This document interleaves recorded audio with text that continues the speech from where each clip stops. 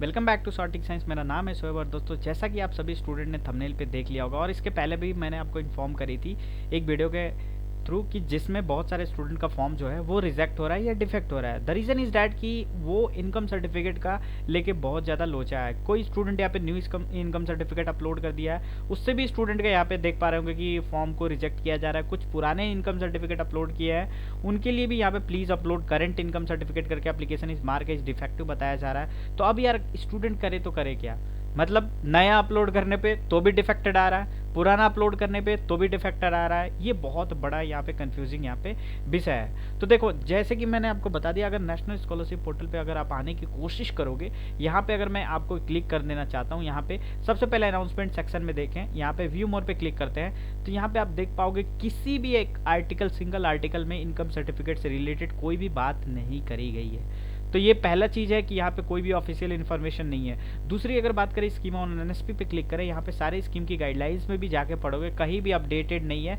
कि income certificate नया होना चाहिए पुराना होना चाहिए।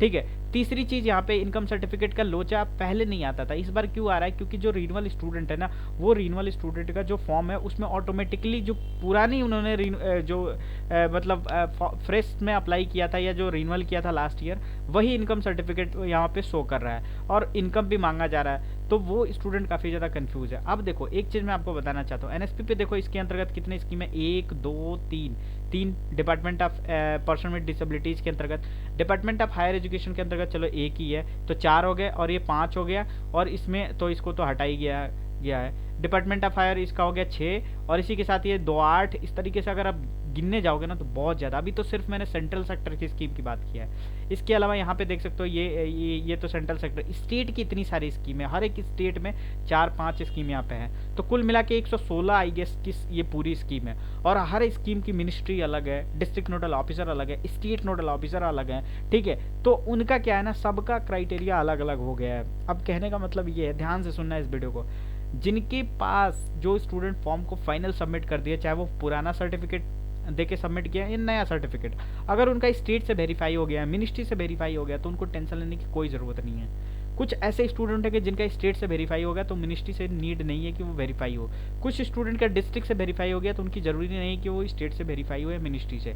ठीक है, तो इस चीज़ का खास ख्याल रखिए। फाइनल स्टेप आपका क्या है, district nodal officer, state nodal officer, ministry. यहाँ तक आपका स्टेटस पहुँच गया तो वेल एंड गुड, कोई टेंशन लेने की ज़रूरत नहीं है। जिन स्टूडेंट का नहीं पहुँचा, अगर वो पुराना अपलोड किया है या नया अपलोड किया है, नया अपलोड किया, अगर पुराना मांग रहा है तो आप पुराना अपलोड कर दीजिएगा, डिफेक्टेड अगर वो कर रहा है तो, या फिर अगर वो पुराना अपलोड आपने किया था और फिर नया मांग रहा है तो फिर आप क्या करिएगा, डिफेक्टेड आएगा तो आपके पास नया सर्टिफिकेट अगर होगा तो वो अपलोड करिएगा।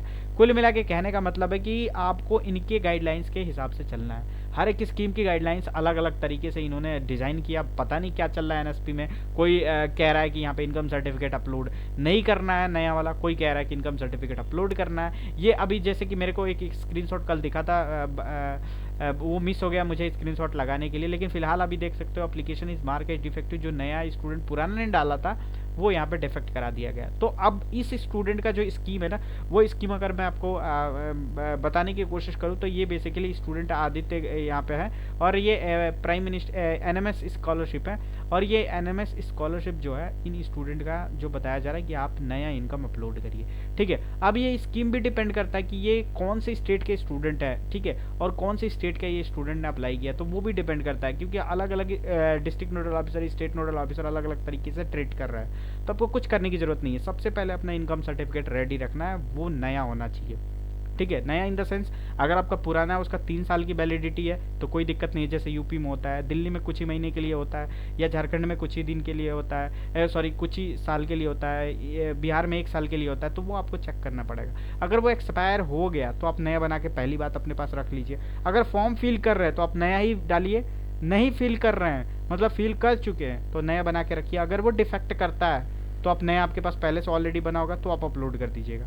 अगर आपने नया डाला है, आपका अंडर प्रोसेस है किसी भी मिनिस्ट्री, किसी भी नोडल ऑफिसर के तहत, तो आप क्या करिए, अपना नया रखिए। अगर वो आपने नया डाला है तो अगर वो डिफेक्ट करते हैं पुराने के लिए तो आप पुराना ही अपलोड कर दीजिए, ठीक है, क्योंकि आपको इनके अकॉर्डिंग ही चलना पड़ेगा, तभी जाके कुछ हो पाएगा।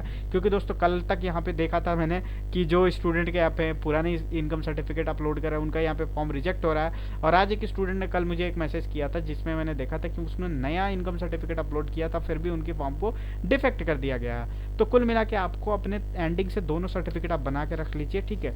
जिनका फाइनल सबमिट फाइनल वेरीफाई हो गया उनको टेंशन लेने की ज़्यादा नीड नहीं है, लेकिन दोस्तों जिनका नहीं हुआ है ना, आपसे फिर से रिक्वेस्ट है, एक बार अगर आपने एक मिस्टेक कर दी ना, क्योंकि अगर आप सोच रहे हो कि चलो यार चल जाएगा देखते हैं, अगर एक बार आपका फॉर्म रिजेक्ट हुआ ना, तो अगर आपके 4 साल के कोर्स है तो भी आप 4 साल एलिजिबल नहीं होगे स्कॉलरशिप के लिए। 5 साल का कोर्स है, 5 साल के लिए एलिजिबल नहीं होगे, तो ये बहुत बड़ा झटका आपको लग सकता है। तो एक मात्र 200 रुपये में इनकम सर्टिफिकेट आपकी बन जाएगी अगर देखा जाए तो। 150 रुपये में ऑनलाइन खुद से कर सकते हो, अगर आपके पास SC ID है या दोस्त के पास है तो ये कर सकते हो। अदरवाइज आप साइबर कैफे वाले के पास 200 से ज़्यादा कहीं किसी भी स्टेट में नहीं लगेगा, ठीक है। तो आप जाके इनकम सर्टिफिकेट बनवा लीजिए, और अगर डिफेक्ट करता है, पुराना वाला मांगता है तो पुराना अपलोड करिएगा, नया वाला मांगता है तो नया अपलोड करिएगा, नहीं फॉर्म अपनी सबमिट किया तो इन केस आपको नया ही अपलोड करना है। तो मुझे लगता है कि आपको इनकम से रिलेटेड सारे डाउट्स क्लियर हो गए होंगे। फिर भी कोई सवाल है मन में तो नीचे कमेंट सेक्शन में जरूर कमेंट ड्रॉप करिएगा। इंस्टाग्राम पे विजिट कर सकते हैं, हमारी इंस्टाग्राम ID नीचे आपको दिख रही होगी। तो मिलते हैं नई वीडियो के साथ, तब तक के लिए thank you so much for watching this video.